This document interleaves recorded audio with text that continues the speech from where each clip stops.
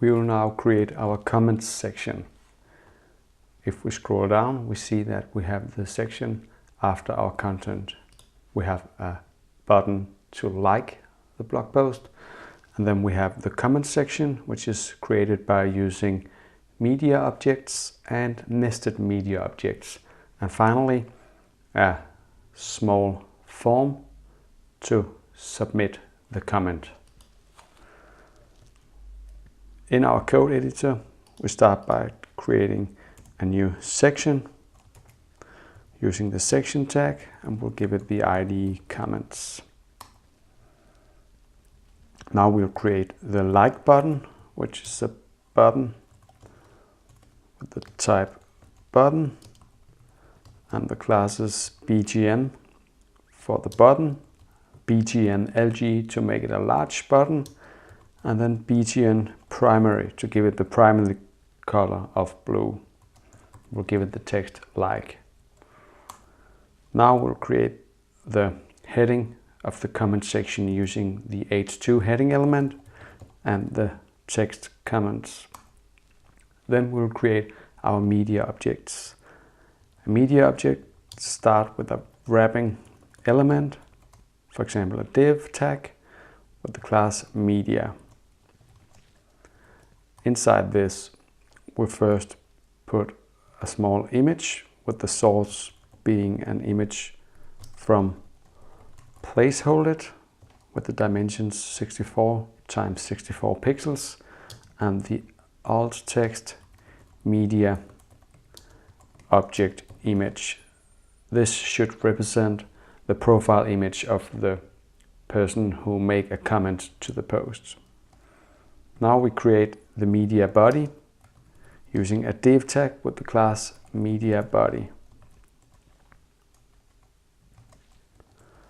Inside this, we first create one paragraph where we want the author name wrapped in an anchor tag that leads to the mail address of the author. So in our href attribute, we first write mail to : and then the email address of the author. And then we'll write the author name and close the tag again. We'll also add the date and time when this was created, like so. Posted on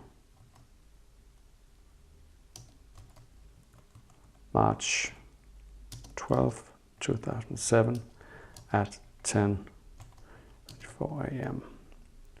This is the same date and time as we used before, which I know doesn't make sense, but this is just to illustrate it. So we'll copy this time element up here, paste it in around our time and date, like so. Once again, this time element has the date time attribute, which have specific ways of writing the date and the time. Now we want to create the actual comment text. So I have a paragraph tag here, and I'll paste in some random text. Now, this was our first comment.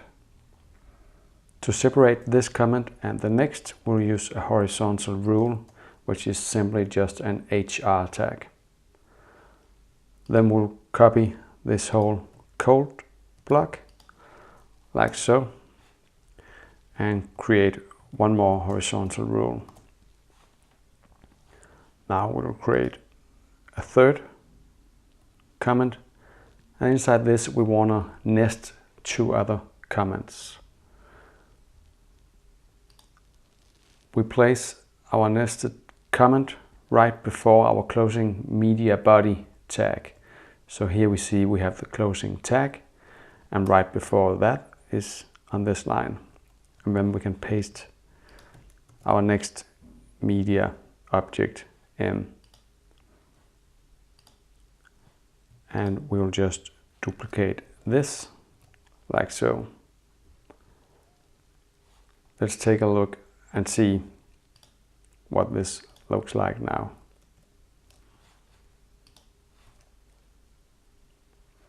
Here we can see the like button and the comment section with 3 comments and 2 nested comments. All the content look like it's supposed to do. We'll change the layout of it later. Now we'll create our form to submit a comment, but first we'll add one more horizontal rule like this. Now it's time to create our form. We start with the form tag, and then for the first input we create a form group using the div tag with the class form group. This is used to group together labels and input elements and add some spacing to them. So now we'll create the label element with the for attribute, the value name and the text name. Then we'll create our input element with the type text, the class form control, the placeholder name, the ID name, which we were referring to from here with the for attribute, and then the name attribute, the value name. This is to store the value in the correct way when sending this to the server, and then the attribute required to make this field required. Then we'll copy this and make a field for email. So we'll just change the text email, and the for attribute and ID and name attribute will be email as well, and the type will be email. We'll now create one more form group. This time we won't use an input element, we'll use a text area element. First we create a label again with the for attribute with the value comment and the text your comment. Now we create our text area element. We give it the class form control, the ID comment which we were just referring to, the name comment, and we'll make it span 5 rows, and then we give it the placeholder text, write your comment here, maximum 500 characters. We'll also make this a required field. This text area element is always empty like this.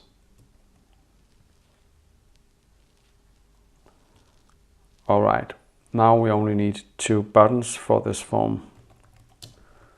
The first button will be a submit button with the class btn and btn primary to give it the primary color of blue, and the text submit.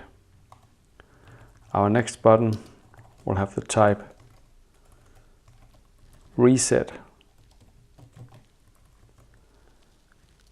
and the classes btn and btn danger to give it the danger color of red, and then the text reset. This button will reset all the data that the user have inputted in the input fields and text area field. Now, before we view this in the browser, I see that this is not inside our form tag, which is a mistake. So it should be like this. Let's have a look in the browser. Now we can see that if we fill out this, we can reset the content again, and if we try to submit it, the browser will tell us that we have to fill out these forms or these different inputs. Great.